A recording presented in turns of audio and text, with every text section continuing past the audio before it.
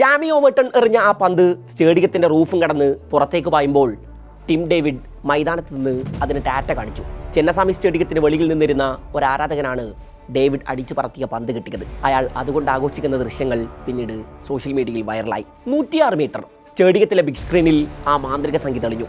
വാങ്കഡയിലായിരുന്നപ്പോൾ ഇതൊന്നും കണ്ടിരുന്നില്ലല്ലോ സാർ എന്ന് മുംബൈ ആരാധകർ ഇപ്പോൾ പരിതപിക്കുന്നുണ്ടാകും. രജത് പട്ടീദാറും മാനേജ്മെന്റും ഇപ്പോൾ അനുഭവിക്കുന്ന ഏറ്റവും വലിയ പ്രതിസന്ധി RCBയിലെ പ്രതിഭാധാരാളിത്തമാണ്.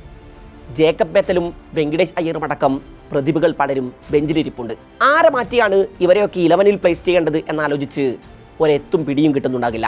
CSKക്കെതിരെ 10 ഓവർ പിന്നിടുമ്പോൾ RCB 250 കടക്കുമെന്ന് ഒരാളും കരുതി കാണില്ല. പവർ പ്ലേയിൽ 51 ആയിരുന്നു സ്കോർ. 10 ഓവർ പിന്നിടുമ്പോൾ സ്കോർ ബോർഡിൽ 3 അക്കം തെളിഞ്ഞിട്ട് പോലുമില്ല. പിന്നെ പട്ടീദാറും പടിക്കലും ചേർന്ന് ഗിയർ ഷിഫ്റ്റ് ചെയ്തു. 14ാം ഓവറിൽ ടീം സ്കോർ 150 കടന്നു. പടിക്കൽ വീണതും ഡേവിഡ് ക്രീസിലെത്തി. 3 ഓവറിനുള്ളിൽ സ്കോർ 200 കടന്നു. 20ാം ഓവർ അവസാനിക്കുമ്പോൾ 250 പൂർത്തിയായി. ഇങ്ങനെ ഒരു ആക്സലറേഷൻ CSK ബോളർമാർ സ്വപ്നത്തിൽ പോലും പ്രതീക്ഷിച്ച് കാണില്ല. നൂർ അഹമ്മദിനെ പോലെ അപകടകാരിയായ ഒരു ബോളറെ ഹാട്രിക് സിക്സർ പായിച്ചാണ് ഡേവിഡ് തുടങ്ങിയത്. ജാമി ഓവർട്ടന്റെ 19ാം ഓവറിൽ പായിച്ചത് 4 സിക്സറും 1 ഫോറും. ആകെ നേരിട്ടത് 25 പന്താണ്. അതിൽ അടിച്ചെടുത്തത് 70 റൺസ്.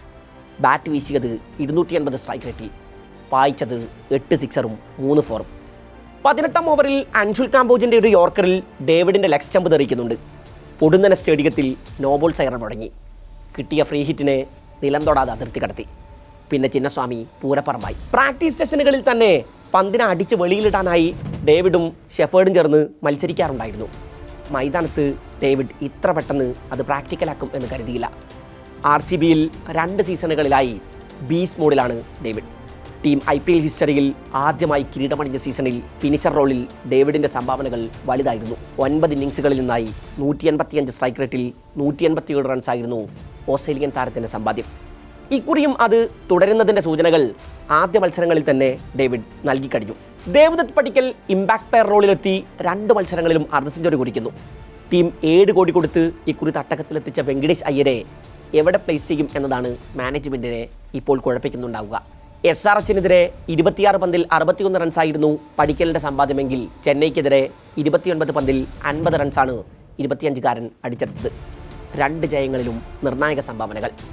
നമ്പർ 4 റോളിൽ ക്യാപ്റ്റൻ രജത് പട്ടീദാർ കഴിഞ്ഞ 2 മത്സരങ്ങളിലും മിന്നും പ്രകടനങ്ങളാണ് പുറത്തെടുത്തത്. CSKക്കെതിരെ പട്ടീദാർ ക്രീസിലെത്തും മുമ്പ് വരെ RCBയുടെ സ്കോർ 64 പന്തിൽ 93 ആയിരുന്നു.